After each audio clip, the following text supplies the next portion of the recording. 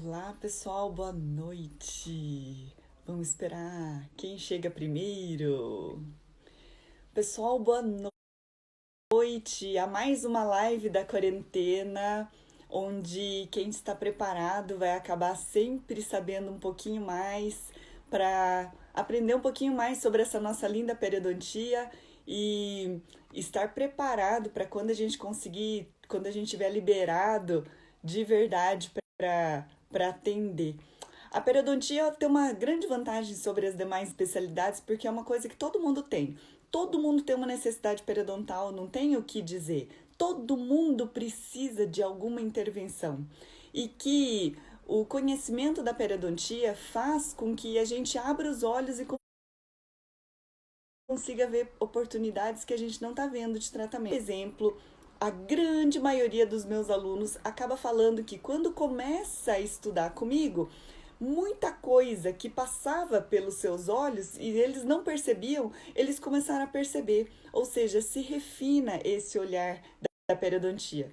E a partir disso, eu também comecei a pensar que por que não a periodontia não ser para todo mundo, para todas as especialidades? Por dois motivos. Uma, porque vai ser bom para o paciente, sobretudo para o paciente. E sendo bom, consegue que a gente consegue ajudar, a gente consegue resolver os seus problemas. E que assim a gente também consegue detectar problemas que antes não eram detectados. E um outro motivo de por que eu falo para todo mundo é que às vezes, como especialista, os problemas acabam chegando um pouco tardiamente demais. E para não chegar tardiamente demais, muita coisa pode ser identificada pelo clínico geral e essa identificação precoce vai fazer duas coisas. Vai trazer tratamento para você que está me assistindo. Você vai estar ajudando o paciente, porque vai estar resolvendo um problema que às vezes você não enxergaria e ajuda a você mesmo, porque é mais um tratamento para o seu para o seu faturamento, para o faturamento do consultório. Afinal, é uma prestação de serviços, é isso que a gente faz. E nada mais desagradável do que ter uma perimplantite, a gente não saber que tinha e ficou sem saber. E nada melhor do que identificar muito precocemente todo tipo de problema. Assim como todo paciente fica agradecido quando a gente identifica uma cárie muito no comecinho e ele fica muito chateado quando fica muito tardiamente, né? Eu postei hoje de manhã uma história da nevasca e que eu quero contar aqui rapidamente porque fala muito sobre esse nosso momento. Essa história diz que é da Rússia, de Leon Tolstói, e que dois homens saíram na neve depois de uma forte nevasca, porque depois a nevasca acalmou e o patrão falou para os dois irem lá para o vilarejo comprar alguns mantimentos. Então montaram o cavalo, montaram um trenó e saíram. Só que depois que eles saíram, a nevasca recomeçou e começou tão forte que eles tiveram que abandonar o trenó, que não tinha mais como andar, eles tiveram que soltar o cavalo e partiram a pé mesmo, porque agora era a luta pela sobrevivência. Depois de caminhar um tanto, eles encontraram uma mulher caída. E ao lado dessa mulher caída tinha uma criança de mais ou menos 2 anos. E quando eles viram, mas a criança não. E um dos companheiros já catou a criança e foi levar. E o outro companheiro falou assim: escuta, você tá louco? Nós vamos morrer nessa neve. Larga essa criança, a gente não dá conta nem de carregar a nós mesmos. Quanto mais você vai carregar uma criança? E o companheiro falou assim: escuta, mas eu pensei que a gente podia se revezar. Eu carrego um pouco, você carrega um pouco. E o outro falou assim: eu não, eu quero sobreviver. Eu vou indo. Se você quiser levar essa criança, então leva você. E o outro ficou muito tocado por essa criança e fala consigo. E com muita dificuldade, ele já no começo já começou a sentir o peso de ter que carregar mais um, acomodou a criança, mas a criança estava muito gelada de frio. Então ele colocou essa criança junto ao seu corpo, embrulhou essa criança junto ao seu corpo e continuou caminhando. Em algum momento, quando ele achava assim que não dava mais, ele pensava na criança e dava mais um passinho, e dava mais um passinho. E nessa história, eles conseguiram encontrar uma estalagem e acabaram chegando lá, foram acolhidos, foram recebidos e cuidados. Mas ele se perdeu do outro colega e descobriram depois que esse colega tinha caído morto na neve alguns poucos metros daquela estalagem.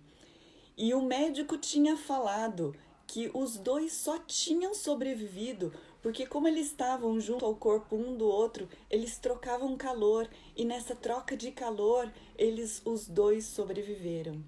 Então, essa história é para contar que numa dificuldade, às vezes a gente pensa que está ajudando algum outro, mas às vezes aquele outro ajuda a gente. E a pergunta que a gente tem que se fazer é assim: quem é que a gente pensa que está ajudando, mas que na verdade ajuda a gente? Quem é que na verdade a gente doa um pouco, mas na verdade a gente está recebendo de eco também? E eu preciso dizer para vocês que me acompanham aqui no Perodiária, que eu vejo as suas carinhas e os seus oizinhos todos os dias, que vocês me fazem forte todos os dias, porque um pouquinho do que eu tenho eu acompanho para vocês e vocês também reacendem em mim a luz da odontologia, a luz da periodontia. Eu também só estou atendendo um pouquinho, eu atendo só uma vez por semana, só aqueles pacientes mais assim, e é um momento onde a gente está num período nebuloso, mas que jamais seja um momento ruim, porque quem tem fé, quem tem esperança, vai saber que os bons ventos virão, os bons momentos chegarão, mas que ninguém vai passar incólume, ninguém vai passar sem nenhuma mudança por todo esse momento. Quem passou por tudo isso, quem passar sem nenhuma mudança, tá perdendo tempo na vida, porque é o momento da gente pensar, repensar. Quem não pensou que talvez a gente não precise se deslocar tanto, que a gente possa trocar carinho, informação, amor pela telinha, que tem tanta coisa boa que a gente pode fazer. Enfim, é para isso que a gente pode pensar. Quem é que você está pensando que você ajuda, mas está sendo ajudado, né? Às vezes é algum familiar, às vezes é uma instituição que a gente ajuda, mas a outra instituição nos faz sentir a alegria de poder estender a mão. E às vezes é o sorriso do nosso paciente. Eu me nutro desse sorriso do paciente, que o paciente vem e fala assim: doutora, como ficou bom o meu caso. Então isso é sensacional da periodontia.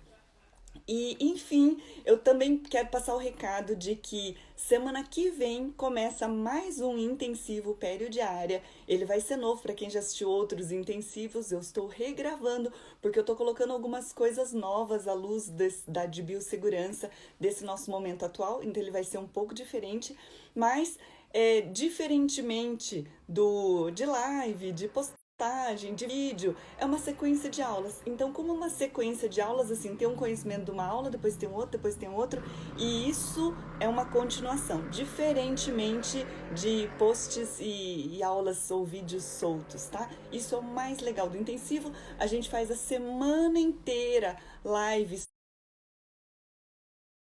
sobre o tema no grupo fechado de Facebook, só sobre o tema do intensivo. E o tema do intensivo é a gente falar de uma periodontia lucrativa, uma periodontia de resultado, a gente conseguir fidelizar o paciente, a gente conseguir fazer o tratamento. E isso não é só para especialista.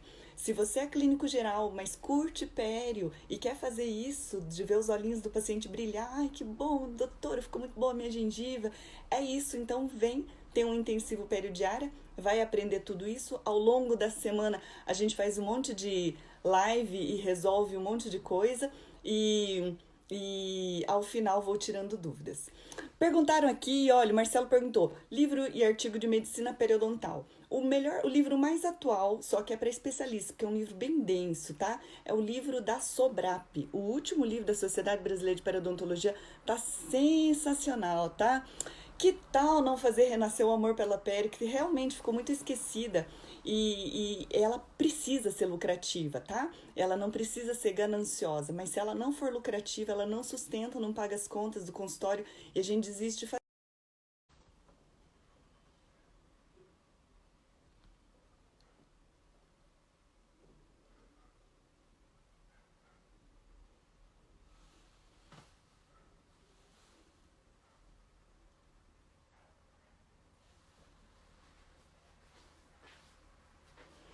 Oi, pessoal! Então, hoje vamos falar sobre periimplantite.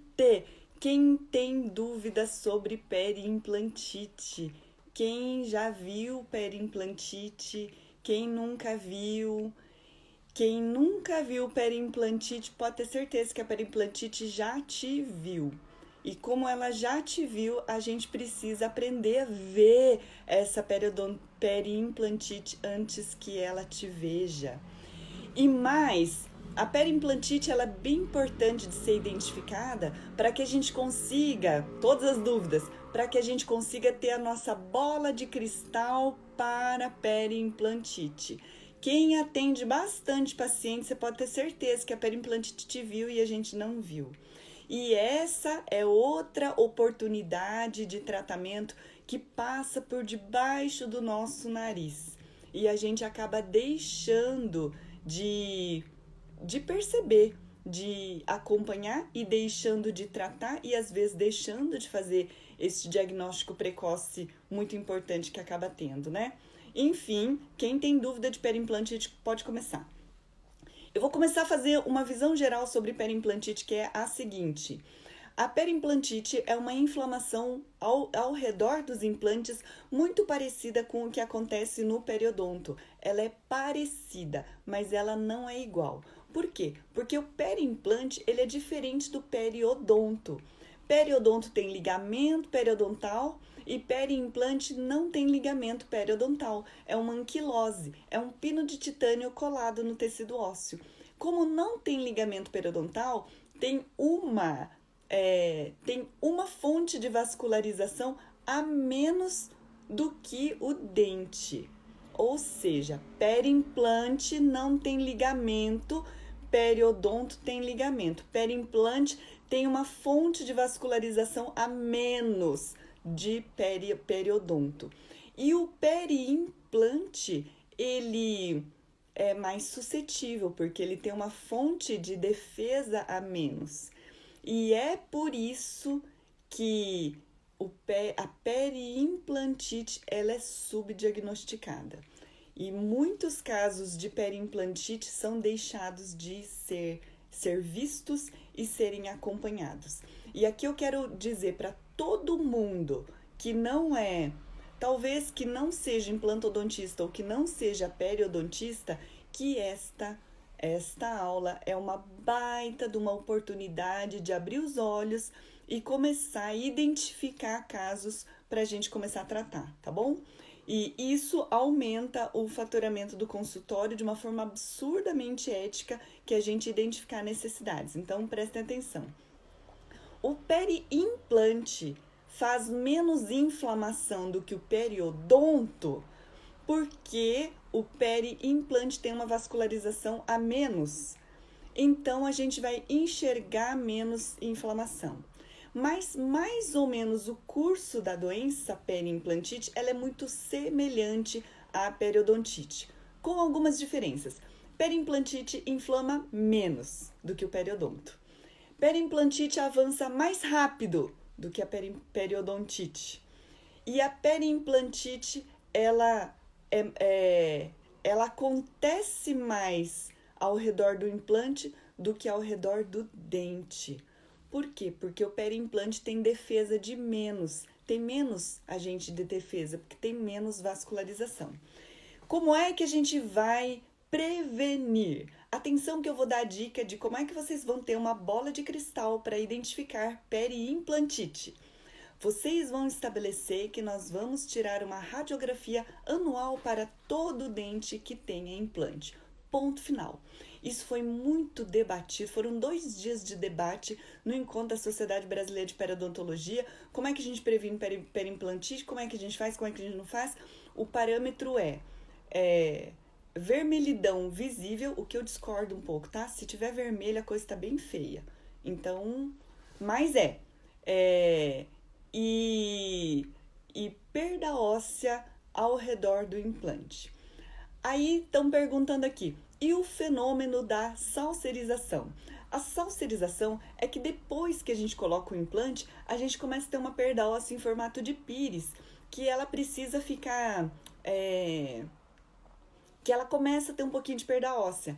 Mais ou menos, após o primeiro ano da instalação da prótese, se tem como mais ou menos normal que a gente possa perder 1 a 2 milímetros de osso como um processo de remodelação natural do osso, até pela carga mastigatória. Então, a gente vai ver no exame radiográfico uma perda óssea e a gente vai ver clinicamente, a gente pode ver saúde perimplantar, aí é salserização. Agora, quando a gente tem perda óssea na radiografia e a gente tem vermelhidão, aí é perimplantite. Eu consigo um implante como sendo um dente eu considero o implante como sendo um dente com doença periodontal tratada. Isso, exato. Todo implante é uma prótese, né? Que ela tem um pouco mais de risco. Gente, implante é uma coisa maravilhosa para substituir dente perdido. Mas se der perimplantite, é triste. E é triste pelo seguinte, quando a pessoa tem um dente, então eu falo assim, Deus te dá 2 jogos de dentes naturais, tá? E isso vem de graça para você. E quando o paciente perde um dente, ele fica meio triste com o dente, mas ele entende. Agora, quando o paciente perde um implante e a gente não sabe em que condições foi feito aquele implante, se precisou de enxerto ósseo, se precisou de enxerto gengival, como é que ele passou no pós-operatório, se foi muito sofrido para ele pagar, se ele precisou sair muito de serviço para fazer a prótese, mas envolveu tudo aquilo para a gente depois chegar com a notícia de que este implante está com uma doença grave. Ou a gente chegar com uma notícia que este implante está com tanta perda óssea que você vai acabar perdendo esse implante. O paciente fica muito aborrecido. Ou ele fica aborrecido, ou o paciente fica muito ansioso para saber o que está de errado acontecendo aqui nesse meu perimplante. Então, quem já passou pela situação de ter um paciente que perdeu um dente por perimplantite, a gente precisa primeiro saber... a gente primeiro precisa saber prevenir, tá? Vamos por parte, tá? Estão perguntando aqui, precisa remover a prótese para o tratamento? Então, para fazer o tratamento da periimplantite, ela vai passar pelas mesmas bases da periodontite, as mesmas bases, mas não é o mesmo tratamento. A mesma base significa que nós temos um desequilíbrio bacteriano. Quem quer saber mais sobre desequilíbrio bacteriano, vai se inscrever no intensivo periodiária, vai chegar na bio do meu Instagram e vai se inscrever para estar inscrito e vai assistir as aulas do intensivo, onde lá eu consigo explicar com mais detalhamento tudo essa coisa do desequilíbrio bacteriano. Primeiro a gente vai equilibrar, esse é o objetivo. E eu não vou falar qual o método que tem, porque são inúmeros métodos. Mas o objetivo do tratamento da perimplantite é equilibrar as bactérias que elas estão desequilibradas para um excesso de bactérias periodontopatogênicas, que são as mesmas para o perimplante. Com o problema que o dente a gente consegue raspar e alisar através de ultrassom e instrumentos manuais. E o implante? Como é que a gente vai tirar as bactérias? E outra coisa, todo implante, ele tem na superfície um tratamento de superfície para deixar ele micro-rugoso para o tecido ósseo acabar grudando naquele tecido do titânio. O problema é que quando a gente tem perda óssea, aquelas micro-rugosidades do titânio, elas ficam ali prontinhas para você ter um monte de bactéria albergada lá dentro. E como é que a gente vai conseguir alisar um parafuso de titânio? E aqui que entra todo tipo de confusão. Como é que vai fazer o tratamento de perimplantite? Primeiro, tem que equilibrar a microbiota. Segundo, praticamente não tem como fazer tratamento não cirúrgico para perimplantite, tá? Todo tratamento para perimplantite é tratamento cirúrgico. Hoje eu não tô aqui para discutir qual técnica, ou essa ou aquela. Não vou falar sobre isso. Eu vou falar sobre as bases, que o objetivo é a gente conseguir controlar as bactérias. Mas a grande maioria das correntes de tratamento de perimplantite é um tratamento cirúrgico. Olha só, gente, o paciente passou por uma cirurgia para colocar um implante, você não sabe se precisou de enxerto, às vezes precisa de enxerto gengival, ele sofreu no pós-operatório, sofreu para pagar, foi um monte de sessão, saiu de serviço, perdeu tempo da vida dele para colocar a prótese sobre o implante e de repente ele perdeu aquilo ali por periimplantite. E de repente ele tem uma infecção ao redor dos implantes e a gente vai acabar dizendo para o paciente que, paciente, você vai precisar de cirurgia. E às vezes o paciente arregala os olhos e fala assim, o quê? Eu vou precisar de outra cirurgia? Sim. E o paciente fica muito aborrecido. É muito difícil da gente conseguir contornar. E eu não sei se é mais difícil quando o caso é nosso ou quando o caso não é nosso. Porque às vezes o caso é nosso, porque o paciente às vezes não adere à terapia de manutenção preventiva, mas é muito mais fácil quando você um dia já falou isso. Quem avisa amigo é. Um dia eu bati o olho no implante e você já falou a palavra periimplantite, você já falou alguma coisa e o paciente já ouviu falar. E como é muito complexa essa coisa de infecção ao redor do implante, às vezes o paciente toma um susto muito grande e isso fica muito complicado. Então, para todo mundo que está me ouvindo, nós vamos fazer o seguinte combinado. Bateu o olho, tem algum implante, nós vamos combinar assim, raio-x anual, tá? Paciente, você não faz mamografia anual? Não faz exame de próstata anual? Não vai pro cardiologista todo ano? Não vai pro dentista de tempo em tempo? Então, nós vamos precisar de uma radiografia no seu implante anualmente para saber se está tudo bem.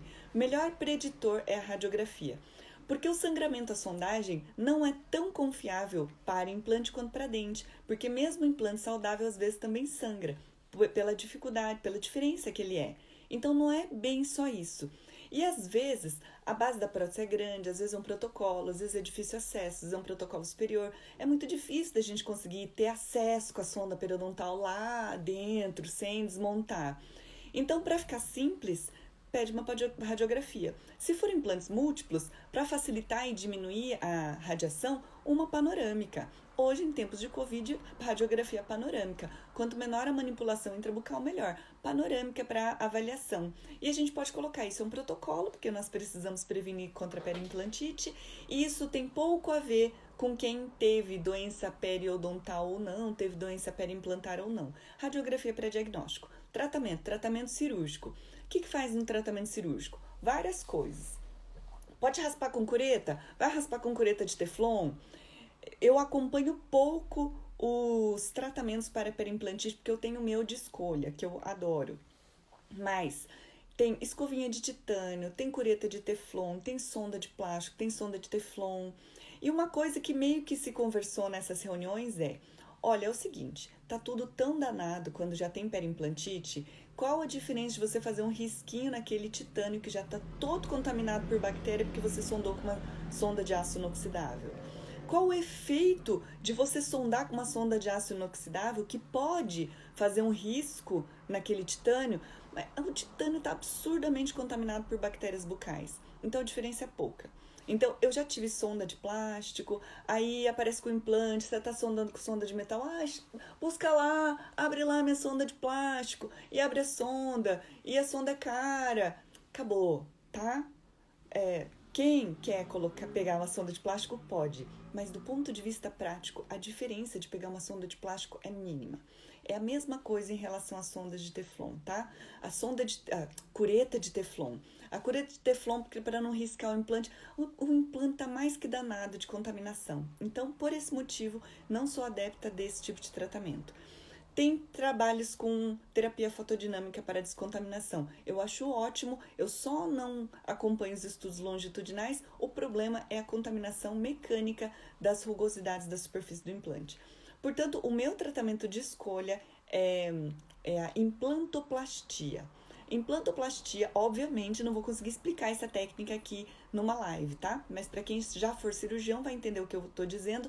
É abrir um retalho, remover o tecido de granulação, pegar uma broca esférica, que pode ser carbide ou diamantada, não importa, com irrigação abundante e alisar as espiras do implante. Tira as espiras, alisa. Por quê? Porque as espiras do implante estão absurdamente contaminadas pelo meio bucal. Abre o implante, tira e fecha o implante.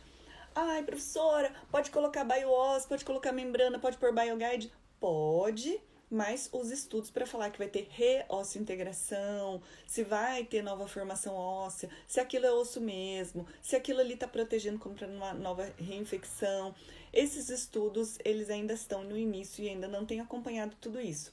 Pode, mas é assim, quanto vai custar tudo isso, tá? O paciente já pagou, fez a cirurgia, colocou, já teve perda óssea, já esteve debilitado e ele ainda vai ter que comprar um biomaterial absurdamente caro.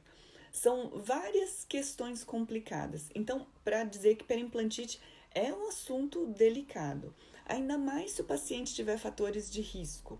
Qual que é o fator de risco mais risco que tem?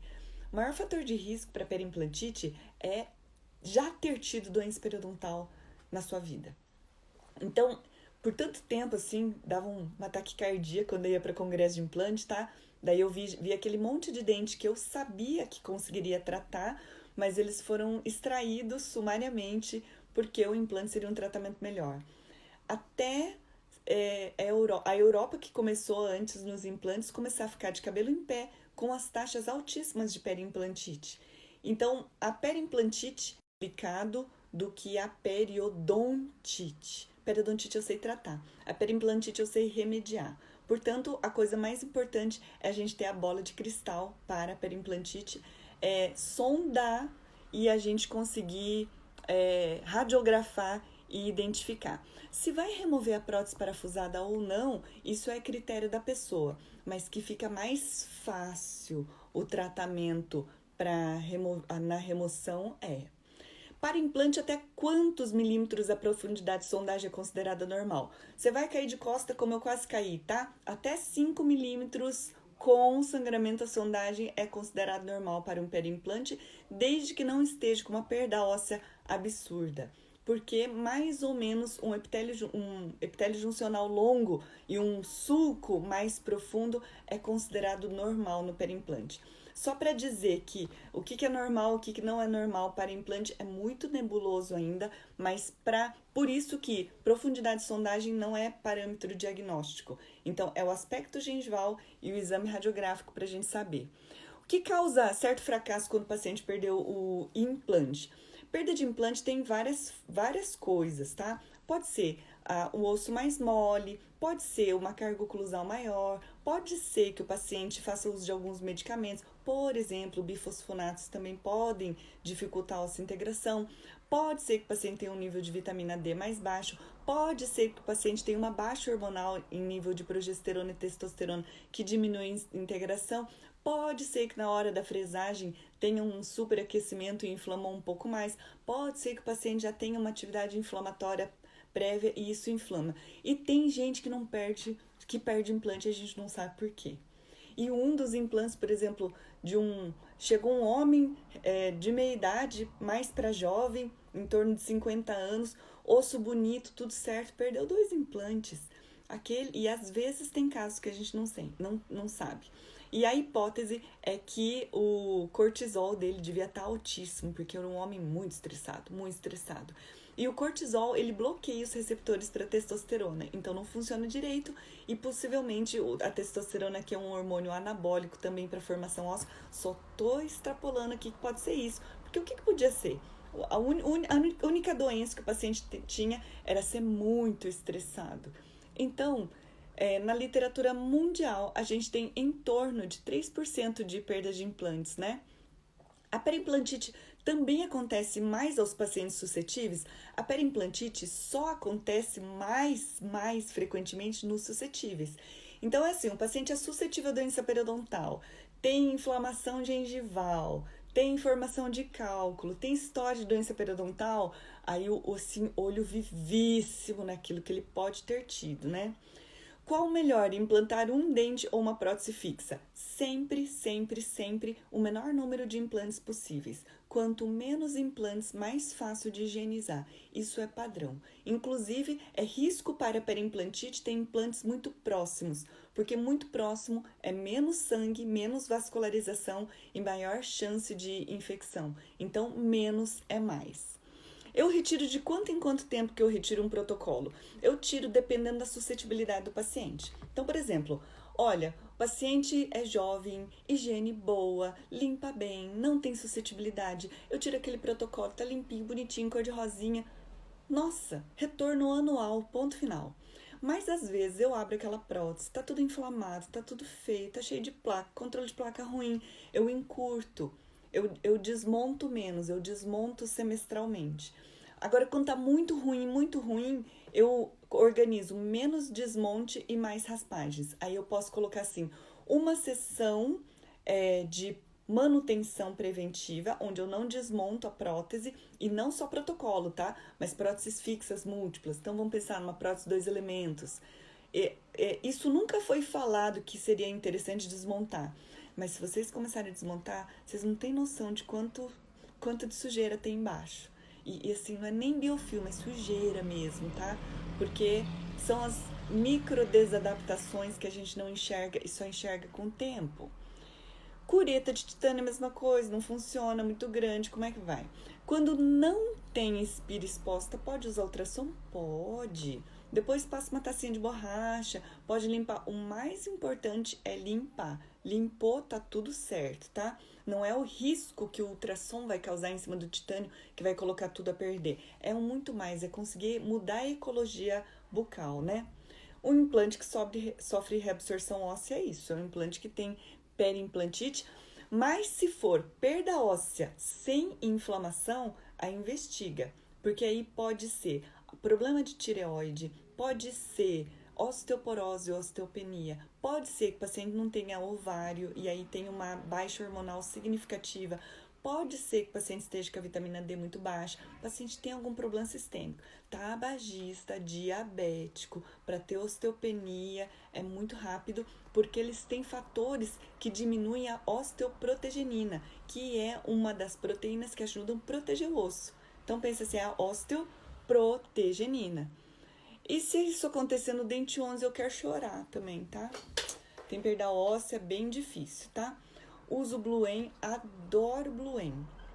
O Bluen, ele não é peróxido, tá? Não é água oxigenada. Ela é muito superior, é oxigênio ativo. O Bluen, eu sou super fã do Bluen desde que eu tive uma osteonecrose por bifosfonato e nada que eu tentei, cirurgia, laser terapia, acupuntura, nada melhorou e o Bluen conseguiu cicatrizar aquela osteonecrose que por muitos anos eu não consegui ter problema. O problema é achar que o Bluen é o remédio milagroso para tudo. Eu sempre acho que, primeiro, você profissional tem que ter a segurança de conseguir resultados sem nenhum medicamento externo. Aí você consegue saber que aquilo realmente é um plus. Para você não saber assim, será que melhorou porque eu tratei bem ou será que é porque eu usei o Bluen? Então, o Bluen é excelente. Obviamente que poderia ser indicado para mais pessoas, mas ele não é para todo mundo porque ele não é acessível, porque ele é caro. Agora, para quem pode pagar, por favor, pode prescrever, que é a melhor terapia do mundo. Para pós-operatório, tudo de bom. 5 milímetros para qualquer tipo, seja cone morse ou hexágono, não sabia, tá? 5 milímetros é bastante, tá? Mesmo que, mas precisa saber se tem inflamação ou se acaba tendo perda óssea, tá? E quando desmonta e tem muita placa, comida dos intermediários, mesmo bem adaptados, pois é, daí o melhor é indicar a higiene. E todos os estudos que eu vou acompanhando relacionados ao irrigador me colocam cada vez mais fã do irrigador, tá? Sou fãzona. Porque o irrigador, ele consegue limpar muita placa bacteriana. Então, tudo isso melhora. Ai, mas não vai conseguir entrar lá no meio. É o seguinte, já está muito claro na literatura há muito tempo que o biofilme subgengival depende do supra. Ou seja, eu escrevi numa postagem esses dias, a minha melhor estratégia para controle de doença periodontal é matar as bactérias subgengivais de fome. Como é que a gente mata bactérias subgengivais de fome? Tira a supra, que a sub depende dela para sobreviver. Pronto, controlou a placa sub, tá tudo certo. Meu pai teve periodontite e fez extração de todos os dentes. Logo após fez protocolo fixo. A doença pode voltar mesmo com boa higiene? Olha, mesmo com boa higiene pode voltar porque ele é suscetível. E porque a gente não sabe se tem algum fator local, se tem alguma desadaptação, se tem algum lugar que ele não consiga higienizar. Qual que é a palavra de ordem? É passar por um profissional. Um profissional dentista vai conseguir saber exatamente aquela área está retentiva, dá para melhorar a retentividade daquela região, dá para orientar o paciente a passar o jatinho bem naquele lugar. Então, quando eu falo assim, como não ter, é que a gente consegue ter a nossa bola de neve que se chama sangramento. Um pouco de sangramento é até tolerável, só que esse um pouco eu fico com medo. Então, eu digo para os pacientes, é 0 sangramento, tá? A meta é 0. Mesmo com um pouco não tem problema, mas eu falo para o paciente. E então é assim, vai passar o jateador, o irrigador, e não pode sangrar. Quando não sangrar, tá tudo certo, tá resolvido, tá? Daí não tem mais doença, não tem mais risco, né? Gestacional aumenta, porque a progesterona aumenta a quantidade de vasos sanguíneos, vai aumentar o sangramento. E quanto mais o barrigão vai crescendo e sangra mais. Tudo sangra mais. Nossa, eu que sou periodontista, eu tinha um lugar, porque eu tenho um lugar, que esse molarzinho é um pouquinho migradinho do lado, o meu espaço interproximal é um pouco mais apertado. Então, o espaço interproximal apertado é fator de risco, tem menos vascularização. Gente, eu passei a gravidez inteira com esse lugar sangrando. Aí eu fico pensando assim, puxa vida, quem diria, né? Eu sou dentista, periodontista, trato isso, mas eu não consigo parar de fazer sangrar um lugar. Esse um lugar que tem uma questão anatômica. E é por isso que nós dentistas precisamos olhar o dente, né? É isso que a gente precisa ver. Então, ó, Bluen na forma de bochecho para o paciente usar em casa. E o Bluen em gel para aplicar ao redor da região. Então, por exemplo, nossa, desmontou um protocolo, tá muito inflamado. O Bluen tem uma ação cicatrizante. Se você tiver o Bluen em gel e passar ali, pode passar. Ai, fiz um pós-operatório, tá muito infeccionado, ou tá com um reparo atrasado, fumante, que tem um reparo horroroso, por conta de todas as toxinas do tabaco. Bluen, bochecho para uso doméstico e gel para uso no consultório. É tudo de bom. Paciente fez implantes inferiores tem 2 anos e não recomendaram retorno para indicar o raio-x panorâmico para iniciar a avaliação. Aí você que está me ouvindo vai dizer assim para o paciente: paciente, você sabia que o que tem de mais atual é a gente tirar uma radiografia anual para prevenção da sua periimplantite? É, doutora, porque a gente quer que você nunca tenha problema nesses implantes. Que esses implantes, se Deus quiser, fiquem em boa saúde. E eu preciso de 2 coisas: que você faça a higiene do jeito que eu estou te ensinando e que você retorne periodicamente para eu ver. Ai, doutora, mas o dinheiro tá curto, eu posso voltar só de vez em quando? Não, você vai poder voltar dentro da periodicidade que eu te indicar. Se eu perceber que tá super limpo e que você realmente conseguiu alcançar aquilo que eu preciso e a sua gengiva tá falando para mim que ela tá feliz sem sangramento, aí você vai voltar mais espaçado, combinado? Entendeu? Dividir a responsabilidade. Se você cuida mais, você volta menos para mim. E assim, a gente consegue fazer economia, mas é uma economia combinada. E jamais tem como dizer, eu não vou pro dentista, vou conseguir ter saúde bucal. Não tem. É a mesma coisa que falar assim, agora vou aprender a consertar o meu carro via internet. Olha pro carro, olha, fuça, abre, fecha. Não tem jeito. Precisa que alguém, com o olhar de todas essas minúcias que nós estamos falando, consiga acompanhar tudo isso. Isso que vai trazer sucesso, né? Quem tem perda óssea pode colocar aparelho ortodôntico para correção de dentes? Pode, desde que esteja acompanhado por um periodontista, para que não tenha mais perda óssea, porque é o periodonto reduzido, né? O irrigador é a mesma coisa que o Waterpik? É. Perioquim, eu não sei se é clorexidina, será, né? Pois é, o Bluen eu vou fazer uma postagem amanhã, pode ser? Eu sei que muita gente pode colocar isso, né? A literatura científica, João, toda vez que eu faço uma postagem, eu coloco print da literatura científica da periimplantite, tá? Agora, se for falar assim, onde é que tá esse artigo, onde é que tá isso, eu não sei. Mas toda vez que eu faço ou postagem ou um vídeo no YouTube, ele tem a literatura científica para trás. Bluen não pode ser manipulado? Não, é segredo de Estado, segredo da indústria, tá? Devemos planejar mais próteses fixas do que implantes unitários? Mesmo em dentes rígidos? Não entendi. Não, não. Não. Implante é tudo de bom para dente perdido. Implante é a coisa mais sensacional do mundo em dente perdido. E não tem nada melhor do que um implante para conservar dente rígido, para conservar dente adjacente. A pergunta é assim, ó, você tem 2 dentes adjacentes, aí tem um espaço. Será que é melhor fazer prótese fixa do que colocar implante? Jamais, jamais. Porque fazer uma prótese fixa 3 elementos é muito mais agressão e muito mais caro.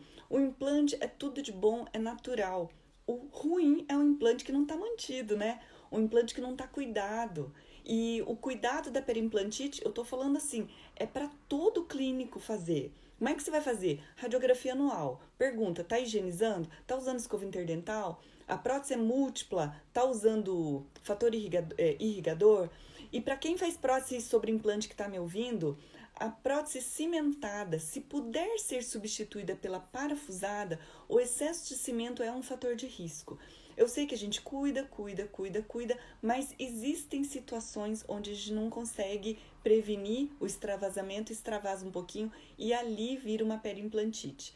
E prótese parafusada tem que estar bem adaptada. E a parafusada, de preferência, ela precisa ser desmontada, porque eu não aprendi na especialização que ela precisasse ser desmontada, não estou vendo na literatura científica, mas clinicamente sai cobras e lagartos de baixo, então tem que limpar, ponto final, tá? Se perder o implante, é possível fazer novamente? É possível. O problema é a perda óssea. E hoje, olha só como as coisas estão viradas, né? Eu tô aqui ensinando como não perder o implante. As pesquisas estão andando. Como fazer regeneração óssea guiada para casos de perda óssea. Os estudos para enxertos gengivais ou para regeneração óssea guiada fizeram um boom desde que apareceram a periimplantite. Então é o seguinte, a gente coloca implante, sabe, o ciclo restaurador repetitivo para implante, coloca o implante, perde o implante, faz o enxerto onde perdeu o implante, depois coloca o implante de novo e ninguém ensina a fazer manutenção. Como é que é isso? Então a nossa conversa com o paciente é, paciente, você quer ter seu implante o resto dos seus dias? Você sabia que se você tem um carro, você não manda no mecânico de tanto em tanto tempo para não quebrar? Porque se quebrar, você fica na mão? Então, implante é a mesma coisa. Come, usa. Precisa de manutenção? Precisa. Dá problema também. Então, para não ter, você tem que vir, tá entendendo? E assim a gente fideliza. Perioquim gel de clorexidina 0,2. Ah, eu sei, o perioquim já usei, tá? Bem bom, pode usar, tá? Mas não descarta a higiene, a manutenção com o profissional, tá bom? Então, para pacientes com doença periodontal prévia, cuidado, planejamento e manutenção preventiva. Ó, a bola de cristal para periimplantite é história prévia de doença periodontal. Doença periodontal tem cura? Tem, mas tem que monitorar. Hipertensão tem cura? Tem, mas tem que monitorar. Diabetes tem cura? Tem, mas tem que monitorar. Pronto, geneticamente suscetível. Paciente, eu sei como você vai fazer para nunca mais ter doença periodontal nem periimplantar, mas você tem que fazer isso que eu tô te dizendo. E é isso, né? Irrigador até para quem tem implante unitário, não, né? Mas daí assim, depende da habilidade do paciente. Se o paciente consegue usar uma escovinha interdental, usa uma escovinha interdental ou usa fio dental. Fio dental para implante é fio dental em X, sabe? Passa o fio, faz ali e passa em X. Do jeito que não pode passar no dente, passa no implante, porque o implante é redondinho. Eu tenho um vídeo sobre isso, vou repostar amanhã também, né? Tem um paciente que tem 3 implantes superiores, Tem um paciente com 3 implantes superiores, só sangra na mesial.